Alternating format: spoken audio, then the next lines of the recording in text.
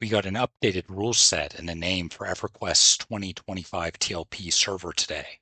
There's a couple important errors in here which we had to clear up in Discord, so I'm going to quickly walk through this and clean those up so y'all know what you're getting yourselves into if you roll it up on this one. First things first, Fangbreaker is the name. Great. As you can see here, they've adjusted the level locks at the start, so after 8 weeks, you'll be able to farm and save up some AAs as the cap raises to 51.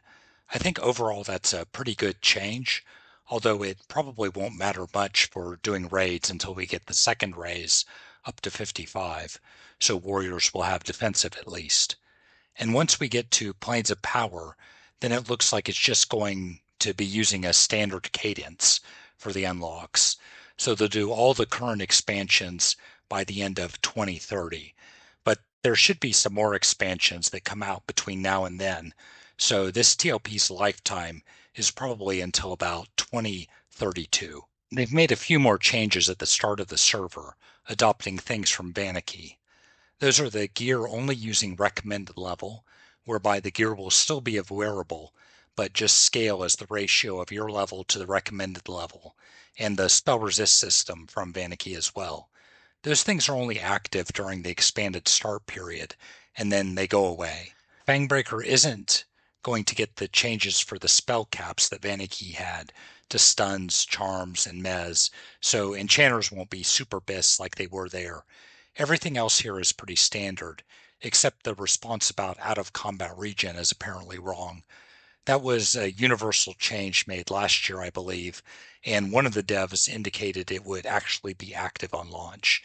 So just keep that in mind. This answer is not correct. So in whole, the whole level locking expanded start kind of looks like mostly Vanicky-esque, but without any rewards.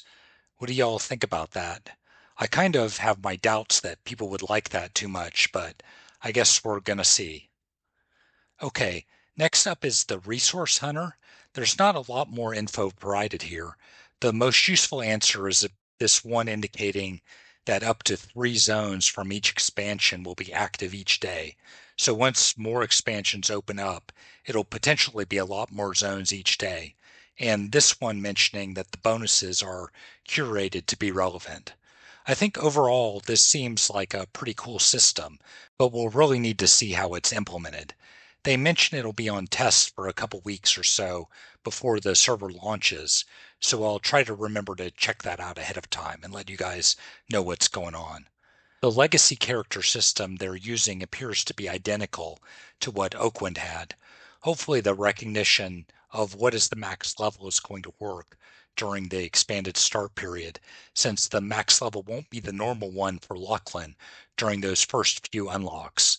But hopefully they can get that right this time after the bad experience we had with that breaking on Oakwind. Next up is encounter locking. Again, this looks almost entirely the same as how it worked for Oakwind, except this one point about some events needing exceptions.